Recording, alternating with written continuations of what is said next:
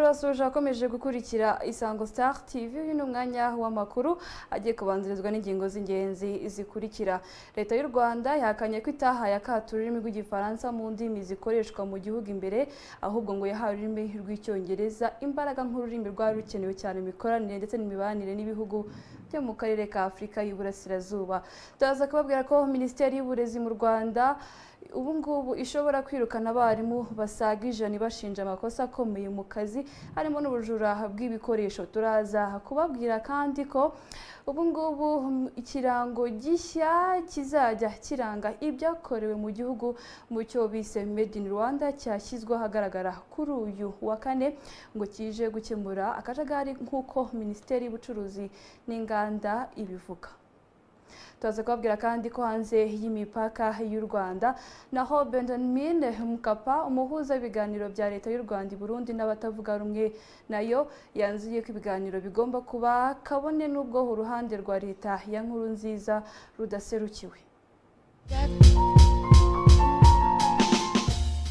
Ikaze ku murongo 845 uburyo bworoshye bwo kubona amakuru ukeneye uhamagariye ubuntu kumva amakuru ya buri munsi. Ntugacikwe n'amakuru ya Isango Star. Fata telefone yawe uhamagare ku 845 ku murongo wa MTN ukurikiza amabwiriza ubundi wumva amakuru yacu buri munsi. Kumva amakuru mugezweho na radio Isango Star kanda rimwe. Iyi service ni ubuntu. Ntiwite ku kuba nta internet cyangwa amafaranga yo guhamagara ufite muri telefone yawe. Isango Star, inyenyeri imurikira rubanda. Ushobora kudukurikira no kuri wa eshatu akadomo Isango Star akadomo nawa ugahitamo TV live nawe ngewe ndasumutabayezu. Leta y'u Rwanda yahakanye ko itahaye akato ururimi rw'igifaransa mu ndimi zikoreshwa mu gihugu imbere, ahubwo yango yahaye ururimi rw'icyongereza imbaraga nk'ururimi rwari rukenewe cyane mu mikoranire n'imibanire y'ibihugu byo mu karere ka Afurika y'Uburasirazuba. Minisitiri w'Ubutabera akaba n'intumwa nkuru ya leta Johnston Businge yavuze ko igipimo kireberwaho ikoreshwa ry'ururimi mu gihugu ari amategeko kandi ayango yemera igifaransa mu ndimi zikoreshwa mu gihugu. Yasobanuye ko ururimi rw'icyongereza rwahawe imbaraga cyane ugereranyije n'ururimi rw'igifaransa biturutse ku nyungu ngo u Rwanda rwabonaga mu muryango wa Afurika y'Uburasirazuba. Ubwo ubarizwamo ibihugu bikoresha cyane ururimi rw'icyongereza. Minisitiri Businge kandi yavuze ko umwanzuro wo kongera ingufu mu ikoreshwa y'ururimi rw'igifaransa wemejwe n'inama y'abaminisitiri kuri uyu wa gatatu naho uhuriye n'itorwa rya Madame Louise Mushikiwabo ubu ngubu uyo usigaye uyobora umuryango w'ibihugu bivuga ururimi rw'igifaransa. Bwana Businge yavuze ko u Rwanda rutajyanwe muri uyu muryango no gushaka umwanya kuko ngo rusanzwe n'ubundi ari umunyamuryango. Johnston Businge washimangiye ibisubizo cyane leta y'u Rwanda ko yakunze gutanga ku kibazo cy'ururimi rw'igifaransa. Yavuze ko imyumvire atariyo ya bamwe cyane mu itangazamakuru mu mpuzamahanga ngo ariyo yatumye iki kibazo kikibazwa n'amagingaya. Inkuru tukaba turi buze kuyikomeza. Intumwa zikaba zivuga ko iyi nkuru ya leta ari umwanzuro w'inama y'abaminisitiri ugamije kwibutsa abanyarwanda ikoreshwa rw'ururimi rw'igifaransa. Kugira ngo rero uyu mwanzuro ube cabinet yafashe uyu mwanzuro no kugira ngo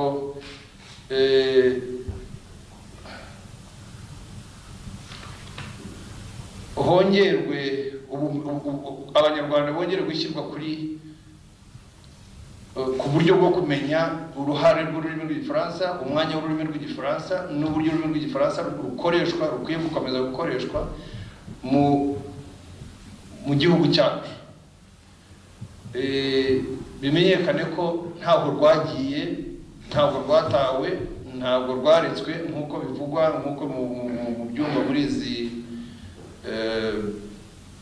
nk'uko mubisoma, ahubwo icyabaye nuko habaye ururimi rw'icyongereza rurazamuka, rwari kuri 0, urundi ruri tuvuge wenda ruri kuri 60 70, ruri kuri 0 birumvikana ko rwari rukeneye ingufu kugira ngo rumenyekane, abantu barukoreshe ururimi rwumva. Ariko ahangombwa kurebera buriya ni amategeko, ni mikoreshereze y'indimi. ubwo minisitiri w'intebe yari imbere y'inteko ishinga amategeko umutwe wa sena asobanura ikibazo cy'ibura ry'amazi ndetse no kuba hari aho ataragezwa bituma abaturage bakitabaza ibishanga. Minisitiri w'intebe Edouard Ngirente yavuze ko kuri ubu ingamba bafite nk'umuti w'iki kibazo ari ukongera ingengo y'imari ishorwa muri uru rwego. Gusa nubwo yagaragaje inzira bafashe mu kugikemura, umuyobozi w'ikigo cy'igihugu gishinzwe gukwirakwiza amazi WASAC yavuze ko ubu kuri ubu imibare igaragaza ko uko ikwirakwizwa ry'amazi mu gihugu rihagaze ihabanye nuko gihari ku magingo aya, ngo kubu ngubu barebye basanga ikigereranyo cy'uko amazi yagejejwe mu baturage gishobora kuba kiri hagati ya 50% na 55%, aho kuba 84 impuzandengo inzego za leta zikunze gukoresha bibagaragaza ko amazi yageze mu baturage. Ni ingingo yateye urujijo abasenateri, banagaragaza ko niba imibare igaragazwa itariyo n'ikibazo cya guverinoma igaragaza ko ishaka gukemura ibi bitashoboka, ngo kuko kugira ngo ujye muri iki kibazo runaka ugomba kugaragaza ukuri kwacyo. Iyo ukoze igenamigambi rigendeye ku mubare umeze gutya, kuko niyo leta yacu twasohoye mu mwaka wa 2014, biba bitangaje ko wakumva ko kuva mu mwaka wa 2014 kugeza mu mwaka wa 2024 twaba tukirwana na 16 gusa kwijana. So niba tugomba guhuza indimi n'igenamigambi kugira ngo ukemure ikibazo no kumenya icyo uvuga, ariko dufite ikibazo yuko iyo bagiye gutanga imibare umuntu avuga ngo mu Rwanda abaturage bafite amazi kuri 84%. So full stop. Biba biteye ikibazo rero. Yego abeze basaba hari ikibazo kuko mu buzima bwacu bw'abantu iyo umuntu afite ibibazo ashaka gukemura, iyo ubanje kwihisha ibibazo byawe ushobora gukora gahunda yo gukemura. Ingingo ni principe y'ishyimbo mu buzima busanzwe. Ntabwo rero nk'uko bagenzi banjye babivuze, icya mbere ni ukubanza kwireba mu ndorerwamo y'ukuri aho duhagaze. Atanga ibisobanuro kuri iyi ngingo, Dr Ngirente Edouard yavuze ko impamvu y'ibi ari uko ubushakashatsi bwakozwe mbere bwashingiye ku miyoboro yari yarashyizweho ariko hirengagizwa ko ishobora kuba yarangiritse muri rusange. Gusa ngo kuri ubu ngubu guverinoma yafashe umwanzuro wo kutazongera gukoresha 84% nk'umubare ugaragaza mu ikwirakwizwa ry'amazi mu baturage kugeza hasohotse indi ivuye mu bushakashatsi buri gukorwa ubu. Ntabwo umubare mu gihe dushaka wanyaho ntabwo tukiwutangaza rwose ko twaruze nk'uko mwese muri kandi navuze n'umuyobozi wa SAC yabigarutseho, ntabwo tugitangaza ngo abanyarwanda bafite access ku mazi y'U Rwanda, ntabwo tugitangaza. N'umuyobozi wa SAC bisobanura neza, nanjye twese niko twabyumvikanyeho mu gihe turashaka imibare yindi ivuga ukuri uko kuri, ari no twizera no kwizaza izamwe na bariya engineers bamaze kubaje muri buri karere. Ibyo rero urabona ko iyo uganira ati ntabwo twaplanira tumvikanye ku imvugo amazi dutanga niki. Ibyo nibyo uramutse ubwiye umuyobozi ngo ufite access y'amazi 24%, niho kuvuga ngo twageze aho tujya. Niyo mpamvu rero natwe twiyemeje kuvuga ngo dusubiremo turebe neza imibare ntabwo twatwaririye. Aho rero ndibaza ko bitarenze igihe cyangwa tubatangariza imibare ifatika izaba yamaze kuboneka, ariko umuyobozi wa SAC yabagerageza kuba estimate aravuga ati ni nka 50 hagati ya 50 na 60. Natwe nicyo twizeye ko ariho bizabigana, ariko tuzamubara wanyaho naho dushobora kugenda dutangaza mu buryo bufatika. Mu makuru ajyanye n'uburezi, abarimu basaga 100 bashobora kwirukanwa muri uyu mwuga nyuma y'aho Minisiteri y'Uburezi mu Rwanda ibashinja amakosa akomeye mu kazi arimo n'ubujura bw'ibikoresho. Iyi minisiteri kandi ishobora gufunga amashuri 108 mu gihe atujuje iby'iyi minisiteri yasabye mu kuvugurura ibigendanye n'imyigishirize. Ni ibyemezo Minisiteri y'Uburezi ivuga ko bitazagira ingaruka ku myigire y'abanyeshuri, kuko ngo abazaba biga mu mashuri yafunzwe bazoherezwa mu bindi ibigo. Ni inkuru irambuye ya David Zabonima. Muri ubu bugenzuzi bw'iyi minisiteri bwo mu kwezi kwa 9 ngo basanze kugeza n'ubu hari amashuri ari mu ruhuri rw'ibibazo bishingiye ku miyoborere ndetse n'imyigishirize y'abarimu idatanga icyizere ku ireme ry'uburezi bw'iki gihugu. Gusa ariko ngo hari naho basanze abayobozi b'ibigo byigenga bashyira imbere inyungu zabo bwite. bagatoroka ibigo by'amashuri badahembye abarimu. Iki ngo kikaba kimwe mu bibazo bari gukurikirana ku bufatanye n'inzego zishinzwe umutekano. Dr Eugene Mutimura, Minisitiri w'Uburezi mu Rwanda, yavuze ko usibye n'ibi hari n'ibindi basanze mu barimu b'aya mashuri birimo ubusinzi n'ubujura. Ariko hari n'abandi dusanga cyangwa inspection ijya igasanga ni abasinzi ku mashuri, abandi ugasanga za mudasobwa zo bashinzwe kuba bakoresha kwigisha nibo bazitwara, nibo baziba, abandi ugasanga bibye memory cards cyangwa chips za computers. Ibyo ni ibihano bitandukanye twagiye dushyira mu ngeri zitandukanye zizaherwaho kugira ngo bahanwe kandi bahanwe mu buryo butandukanye. Ndetse abandi bijyanye n'amashuri nanone ugasanga amafaranga ya capitation grant nta wigeze yakoresha, nta gitabo kigaragaza ngo hakoreshejwe amafaranga ya naya kandi nyamara amafaranga ageze ku ishuri. Ibyo rero ni ibihano bitandukanye by'ingeri zitandukanye ngira ngo bizagenda byafatwa ibyemezo mu buryo butandukanye. Usibye aya makosa akomeye ngo basanze muri uyu mwuga ku buryo bishobora kuviramo abarimu 180 gufatirwa ibihano bikomeye birimo no kwirukanwa burundu. Iyi minisiteri yavuze ko hari n'amashuri 108 ashobora kuzafungwa mu mwaka utaha w'amashuri wa 2018-2019. Aya mashuri ngo arazira kuba akora ariko atujuje ibisabwa. None mu gihe aya mashuri yakomanyirizwa kandi hari ababyeyi bagurishije utwabo kugira ngo abana babo bajye kwiga, ibi ntibishobora kugusha ababyeyi mu gihombo gikomeye cyane bavana abana babo muri bimwe muri ibi bigo bishobora gufungwa babajyana ku bindi. Abayobozi nibo bazafatirwa ibyemezo, ariko abana twebwe nka leta tuzashaka amashuri tubashyireho. Ndagira ngo nibutse n'ubundi yuko aba banyeshuri bajya kuri aya mashuri ari twe twaboherejeyo. Ngira ngo murabyibuka ko ari ikigo cya Rwanda Education Board gitanga orientation y'abana aho bajya kwiga. Ngira ngo murabyibuka. Tuzabashakira aho bajya kwiga niba badashyize mu bikorwa ibyo twabasabye. Ariko nk'uko Minisitiri Isaac yavuze ntitwagumya kurebera. Iyi minisiteri kandi yavuze ko hari amashuri 31 agomba gukorerwa ubugenzuzi bwihariye mu mikoreshereze y'umutungo wayo kuko ngo atagaragaza irengero ry'ibikoresho yahawe. Iyi minisiteri kandi yemeje ko hari n'amashuri 17 bazakorera ubuvugizi kugira ngo abashe kuzuza ibyo asabwa. David Nzabonimpa, Isango Star.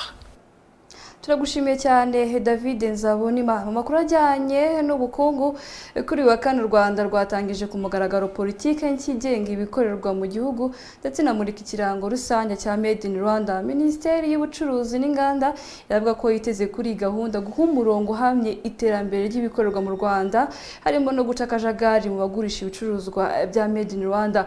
Ni politike iheruka kwemezwa n'inama y'abaminisitiri mu kwezi gushize kwa karindwi k'uyu mwaka. Ni inkuru irambuye na Karine ugira umurera. Bidasubirwaho nta mucuruzi uzongera kugurisha ibicuruzwa byitiriwe Made in Rwanda ku birango bye bwite kuko Minisiteri y'Ubucuruzi n'Inganda yashyizeho ikirango gishya cy'ibyakorewe mu Rwanda. Ni ikirango rusange kandi ngo kizajya cyemeza ko ibicuruzwa byujuje ubuziranenge. Iyi minisiteri kandi yaburiye abakora ibikorerwa mu gihugu imbere ko bizagora uwo ari wese kubona isoko rya leta mu gihe adafite iki kirango. Kuri Bwana Mugwiza Teresfor, umuyobozi w'agateganyo ushinzwe guteza imbere inganda, ibigo bito n'ibiciriritse muri Minisiteri y'Ubucuruzi n'Inganda, aravuga ko ibingibi bije bizaca akajagari. Bigiye gufasha Made in Rwanda ni ikirango kizakigaragaza koko ibintu byakorewe mu Rwanda, kandi nkuko babisobanuye hazaba harimo n'ikimenyetso cy'uko ibyo bicuruzwa byakorewe mu Rwanda bifite ubuziranenge. Mwabonye ko batugaragarije ibizagenderwaho, muri byo harimo n'ibijyanye n'ubuziranenge.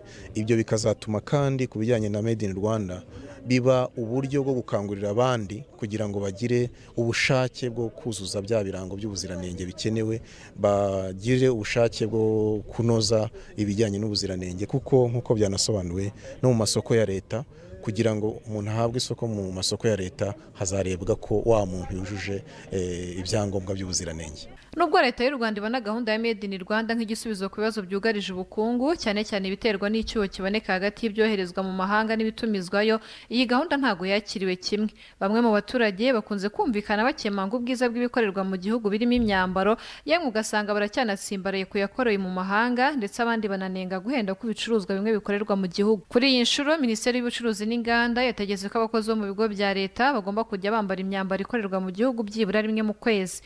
Ni gahunda ngo itangiriye kuri iki cyiciro ariko izanakomereza ku bindi byiciro nk'uko Minisitiri w'Ubucuruzi n'Inganda Soraya Hakiziyaremye abigarukaho. Iyo ni gahunda ijyanye na promotion y'iyi campaign twatangiye Made in Rwanda.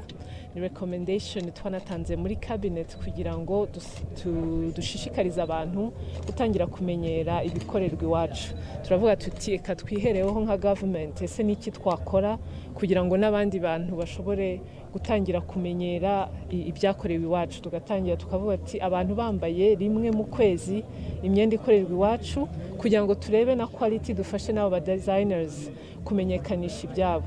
So twatangiriye kuvuga tuti dutangire ku bakozi ba leta ariko n'abandi bantu bose bo mu gihugu nabo bari bakwiye kubishishikarira. Guteza imbere ibikorerwa mu Rwanda ni imwe muri gahunda leta ikomeje gushishikariza abanyarwanda kugira ngo habeho kumenyekanisha ndetse no guteza imbere ibihakorerwa. Gusa kugeza ubu haracyagaragaramo ikibazo cy'uko ibikorerwa mu gihugu bitarabasha guhaza isoko ryabo ryo mu Rwanda ndetse na mpuzamahanga. Uretse ibikorerwa mu nganda n'ibikomoka mu musaruro w'ubuhinzi ubwabyo, inzego bireba zivuga ko bitabasha guhaza aya masoko. Karine Ugirumurera, Isango Star. Turagushimiye cyane Karine Ugirumurera.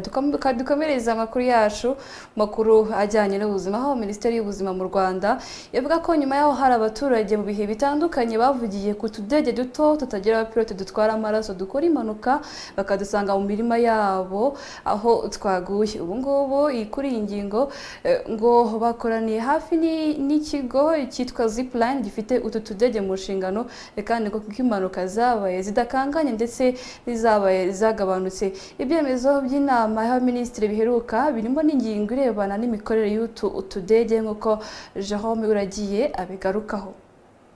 Icyemezo kindi kigaragara mu itangazo ry'inama y'abaminisitiri harimo n'ingingo kuvugurura amasezerano hagati ya guverinoma y'u Rwanda na kompanyi Zipline ajyanye no gutwara ibikoresho byifashishwa mu gutanga amaraso hakoreshejwe drone. Utu tudege duto ariko tutagira abapilote dutwara amaraso kuri ubu mu bitaro bigera kuri 19 mu gihugu. Umushinga leta y'u Rwanda ivuga ko uremereye. Hari abantu bari batangiye kutugirira amakenga bashingiye ku mpanuka za hato na hato twagiye dukora tukagwa mu mirima y'abaturage. Kuri ubu ntawe urigera avuga ko kamugonze kituye hasi, ariko impungenge ntizabura kuko abaturage bavuga ko twatoraguye inshuro zirenze imwe. Minisitiri w'Ubuzima mu Rwanda Dr Diane Gashumba havuga ko nubwo hari utudege twakoze impanuka ariko ngo bidakanganye. Kubyerekeye impanuka nabanza havuga ko ari impanuka zoroheje. Ni impanuka zoroheje kuko kugeza ubu nta ngaruka zifite haba mu kirere haba no ku buzima bw'abantu. Kandi turazikurikirana dufatanyije na kampani ya Zipline mu buryo nanone bw'ikoranabuhanga, uburyo ko impanuka yabaye mujya kubishyira mu bitangazamakuru twe twabimenye n'andi maraso yagiye. Nkuko navuze rero ni amaraso ubundi amara iminota 25 kugira ngo bagere kuri yakeneye. Iyo habaye impanuka bikanatinda no gukuba kabiri kuko ahita hagenda andi maraso. No kuvuga ngo bitwara iminota 50 kandi imbere n'ubundi twayamaraga amasaha 4. N'ubundi nubwo hari impanuka ntabwo bigera uko twari tumeze. Ikindi nuko nta ngaruka iba ku buzima bw'abantu cyangwa nuko mu kirere. Ikindi navuga nuko dufite amabwiriza mu gihugu cyacu agenga imikorere ya ziriya ndege zidafite abapilote. Iriya kampani ya Zipline rero biri no muri amasezerano nayo igendera ku masezerano y'igihugu cyacu, kandi nkuko nabivuze iki ni ikintu cya mbere n'ubwa mbere gikoreshejwe ku isi. N'ubwa mbere gikoreshejwe ku isi, iyo ikintu gitangira abantu baba biga ntabwo bavuga ngo nta mpanuka izaba. Nkuko no mu muhanda imodoka tugendamo zikora impanuka. Bagenda rero biga bavugurura, kandi icyo navuga nuko tubona ko izi mpanuka zigenda zigabanuka. Utudege duto tutagira abapilote twifashishwa mu gutwara amaraso mu Rwanda mu bitaro bitandukanye bigera kuri 19, ariko byose hamwe bigomba kuba 21. Uyu mushinga watangiye mu mwaka wa 2016 utangijwe n'umukuru w'igihugu Paul Kagame. Kubijyanye n'impanuka z'utu tudege, Minisiteri y'Ubuzima mu Rwanda ivuga ko yatangiye gukoranira hafi n'ubuyobozi bw'umushinga Zipline utugenzura. Uyu ni umushinga leta y'u Rwanda ikomeyeho cyane bashingiye ku kuba hari abantu bavuga ko baburaga amaraso ndetse bakaba banapfa kubera izi mpamvu. Bakavuga ko igihe byataga kigeze ku masaha 2 ngo abantu babona amaraso. Ubu kubera utu tudege duto tutagira abapilote bishobora gutwara iminota 15 gusa. turagushimiye cyane Jerome Huragiye. Dukomeje amakuru yacu no mu ntara y'Amajyaruguru. Abaturage bo mu karere ka Nyabihu barasaba leta kongera kubyaza umusaruro icyahoze ari uruganda rwa Messerie de Mukamira rwatunganyaga ibikomoka ku bigori ubu rutagikora, babishingiye ku kamaro bavuga ko rwari rubafitiye mu mibereho yabo ya buri munsi. Guverineri w'intara Munyentwari Alphonse yabwiye Isango Star ko leta iri mu bikorwa byo kwegurira uru ruganda umushoramari mushya nyuma y'uko wari waruhawe mbere yananiwe kubahiriza amasezerano ngo bituma leta irwisubiza. Ni inkuru irambuye ya Emmanuel Bizimana. Ubwo ruganda runo ntirugikora, noneho twibaza rero igituma rutagikora rwarakoraga, ariko none urabona nk'imyaka ibaye hafi 5-6 ruraho amazu yarakinzwe rudakora.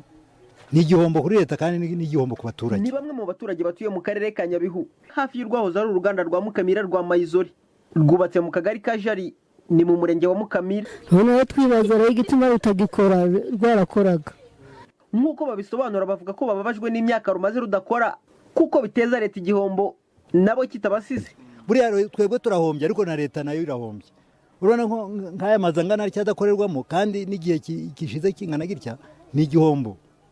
Nkatwe abaturage rero ntabwo tubyishimiye. Uruganda rumaze imyaka myinshi rudakora. Keka ko hari igihe rwari rwatangiye gukora bigeze aho rurongera ruhagarara, ariko nkeka ko rukurirangiza nk'imyaka 6. Twaguriragamo agafu tugashigisha nk'abantu wabuze icyajya kagafa kagashigisha ndabagakora agatsiba none ntibikiriho. Igihombo reba nk'abaturage twegereye hano, natwe hano Ikarago twazaga gushakamo akazi, noneho nyuma rero ayo mafaranga tukayabona. Mbese kudakora aha rwubakiwe yewe n'igihugu cyose n'ifu yagomba kujana n'i Kigali n'ahandi hose aho bakinira hose bakayibona, ariko ubu ngubu rubereye aho gutyo gusa. Nakushuje ariko mu byerekeye nk'akamaro tubona n'akamaro rutumariye. Aba baturage ngicyo basaba leta nuko yakumira icyo gihombo, cyane ko n'inyubako z'uru ruganda ubu zatangiye gusenyuka kandi ngo rwabatungira imiryango. Icyifuzo cyacu rero ni uko bagira umwete wo kugira ngo uruganda rukore. Leta ubwayo huko yagombye kubona ko kugira ngo izongere uvugurure inzu nta kindi yayikuyemo, yagombye kwihutira kugira ngo itavugurure nk'amabati go hejuru gatangiye gusaza. Akamaro kagombye kubaho ari uko rugukora, ariko ubundi ni umutako kuri twe muri iki gihe. Ubuyobozi bwige kugira ngo uru ruganda rukore rudutungira abana nabwo ruragirira akamaro. Guverineri w'intara y'Uburengerazuba Munyentwari Alphonse yabwiye Isango Star ko uruganda rwari rwahawe umucungamari gusa ntiyubahiriza amasezerano bari bagiranye, ariko ubu ikibazo cyarwo nicyo kiri kwigwaho kugira ngo rukoreshwe maze n'abahaturiye rukabagirira akamaro. Kuri icyo kibazo cy'urwo ruganda rwa Mukamira, mu by'ukuri uruganda murabizi ko rwari rufite umushoramari wararubonye nyine mu kwegurira abikorera ibikorwa byari bya leta harimo n'inganda. Rero ntabwo byagenze neza, amasezerano ntiyubahirwe uko bikwiye, bituma noneho uruganda rugaruka mu maboko ya leta. Nk'uko rero mubizi n'ubundi ubu amaboko ya RDB, hari abashoramari bashishikajwe bagiye baza gusura uruganda, byari bimaze igihe n'ibyo, ariko hari umushoramari ushaka kurufata. Ubwo rero ibyo yatanze bikaba ibyo biriho byigwa kugira ngo koko harebwe niba yarwegurirwa urwo ruganda, ibyo bikoresho amazu bikoreshwe kandi bitanga akazi koko no ku baturage baturiye urwo ruganda. Nk'uko bigaragara ku mwanzuro wa 3 w'inama y'abaminisitiri yabaye ku wa 6 Werurwe mu mwaka wa 2012, iyi nama yasabye inzego zose zibishinzwe gufasha uruganda rwa Mukamira rwa Mayizori kuva mu bibazo, ariko kugeza ubu imyaka 6 irashize nyamara nta kirakorwa. Emmanuel Bizimana, Isango Star, mu karere ka Nyabihu. Bizimana Emmanuel tugejeje ku musozo w'amakuru yacu yo mu gihugu cyacu cy'u Rwanda, naho muri Afrika haravuga amakuru atandukanye. Reka duhe umwanya mugenzi wacu Kayitesi Emilienne hatubwire uko byifashe. reka amakuru yo mu karere tuyahere i Arusha muri Tanzania, aho wungirije umuhuza mu biganiro bihuza impande zitavuga rumwe mu Burundi William Benjamin Mkapa yasabye abitabiriye ibiganiro biri kubera i Arusha muri Tanzania amasaha 48 ngo babe bamushyikirije ibikenewe byose ngo amatora ateganyijwe muri iki gihugu cy'u Burundi mu mwaka wa 2020 azagende neza. Ni ibiganiro byatangiye kuri wa gatatu, ariko leta y'u Burundi ntabwo yitabiriye ibi biganiro, nta nubwo yigeze ihakana ko itazitabira. Bwana Mkapa wahoze ayobora Tanzania yavuze ko kugeza ubu nta kimenyetso ko leta ya Nkurunziza izasubira ku mwanzuro wayo kutitabira ibiganiro. Gusa Mkapa yavuze ko abahagarariye leta batakwitabira cyangwa bakwitabira bitazabuza ibi biganiro gukomeza. Biteganyijwe ko ibi biganiro bizarangira ku itariki 29 z'uku kwezi kwa 10. Tuvuye i Arusha muri Tanzania, reka dukomereze muri Repubulika na Demokarasi ya Kongo, aho Kongo yemeye imyigaragambyo y'abatavuga rumwe n'ubutegetsi iteganyijwe kuri wa gatanu. Umwe mu batavuga rumwe n'ubutegetsi bwa Repubulika na Demokarasi ya Kongo yabwiye ibiro ntaramakuru AFP ko imyigaragambyo y'abatavuga rumwe n'ubutegetsi bw'iki gihugu iteganyijwe kuri wa gatanu yamaze kwemerwa ikazabera mu murwa mukuru i Kinshasa. Ni imyigaragambyo yo kwamagana imashini zo gutoresha mu buryo bw'ikoranabuhanga. Abatavuga rumwe n'ubutegetsi bafite ubwoba ko zakwifashishwa mu gukora uburiganya mu matora ya perezida ateganyijwe ku itariki 23 z'ukwezi kwa 12 y'umwaka. Vitali Kamere utavuga rumwe n'ubutegetsi bw'iki gihugu akaba numwe mu bakandida 21 yavuze ko abahagarariye abatavuga rumwe n'ubutegetsi batumijwe mu nama n'ubuyobozi bw'inzego z'ibanze bw'Kinshasa. Yavuze kandi ko bazakora imyigaragambyo itari bwabeho mu rwego rwo kugaragariza amahanga ko abatavuga rumwe n'ubutegetsi muri iki gihugu cya Repubulika na Demokarasi ya Kongo bashaka ko amatora abaho ku itariki 23 z'ukwezi kwa 12, ariko akaba amatora yo kwizerwa akozwe mu bwisanzure kandi anyuze mu mucyo. Muri iki gihugu kandi hakaba hari kubera n'indi myigaragambyo yo kwamagana ishimutwa ry'abana b'abanyeshuri iri kubera mu majyaruguru y'iki gihugu cya Repubulika na Demokarasi ya Kongo. Tunyarukire muri Ethiopia, aho bwa mbere mu mateka ya Ethiopia iki gihugu kigiye kuyoborwa n'umugore. Inteko ishinga amategeko ya Ethiopia yatoye Sayewoke Ziwede ku mwanya wa perezida w'iki gihugu asimbuye Maratu Teshome weguye ku mirimo ye. Woruke watowe yarasanzwe ahagarariye umuryango w'abibumbye muri Afurika Zunze Ubumwe, abaye umugore wa mbere uhawe uyu mwanya mu mateka y'iki gihugu. Aya matora yabaye nyuma y'icyumweru kimwe gusa Minisitiri w'Intebe Abiy Ahmed ashyizeho abagore bangana na 1/2 muri guverinoma. Agitorwa mu ijambo rye, Sahework yavuze ko agiye kwihatira kugarura amahoro arambye muri iki gihugu cya Ethiopia. Mu mirimo yakoze harimo guhagararira Ethiopia mu bihugu bya Senegal, Djibouti, anakora mu muryango w'abibumbye. Mu nteko ishinga amategeko Ethiopia igenderaho, umwanya wa perezida ufatwa nk'icyubahiro gusa, kuko ubutegetsi n'ububasha bwo gufata ibyemezo bikomeye biba mu maboko ya Minisitiri w'Intebe. Naho mu gace twahariye akadutunga, munsi mugenzi wacu muri Sadiane yaganiriye na Gahongayire Clotilde hamubwira uburyo umwuga we wo gusuka umutunzi.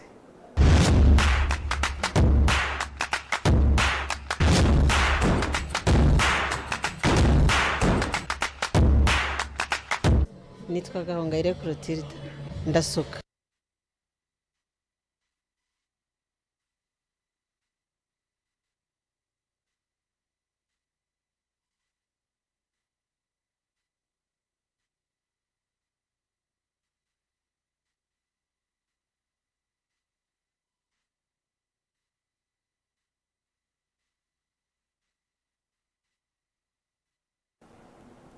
Twihanganire gato ku buhanga bw'ibyuma, ariko reka amakuru yacu tuyasoreza hanga ko mbere ko tuyasoza reka tubanze tubibutse zimwe mu ngingo z'ingenzi amakuru yacu yibanzeho. Twabwiye ko leta y'u Rwanda yahakanye ko itahaye akato ururimi rw'igifaransa mu ndimi zikoreshwa mu gihugu imbere, ahubwo ngo yahaye ururimi rw'icyongereza imbaraga nk'ururimi rwari rukenewe cyane mu mikoranire ndetse n'imibanire n'ibihugu byo mu karere ka Afurika y'Iburasirazuba. Twabwiye kandi ko Minisiteri y'Uburezi mu Rwanda ishobora kwirukana abarimu basaga 100 ibashinja amakosa akomeye mu kazi harimo n'ubujura bw'ibikoresho. Twanababwiye ko kuri ubu munsi ikirango gishya kizajya kiranga ibyakorewe mu gihugu mu cyo bise Made in Rwanda cyashyizwe ahagaragara kuri uyu wa kane kandi ngo kije gukemura akajagari nk'uko Minisiteri y'Ubucuruzi n'Inganda ibivuga. Twanababwiye ko kandi ko hanze imipaka y'u Rwanda mu gihugu cy'u Burundi naho Benjamin Mpaka umuhuza mu biganiro bya leta y'u Burundi n'abavuga rumwe n'abatavuga rumwe nayo yanzuye mu biganiro ko bigomba kuba kabone n'ubwo uruhande rw'u Burundi rwa leta ya Nkurunziza rutaserukirwa. Twanababwiye ko kandi mu makuru yacu uyu munsi mu gace twahariye akadutunga mugenzi wacu muri Sadiane yaganiriye n'umwe mu bakora umwuga wo gusuka. Shuti bakunzi ba Isango Star TV nahangaha dusoreje amakuru yacu kuri uyu munsi. Ngewe Ndasumutabaye mukomeze kugira ibihe byiza.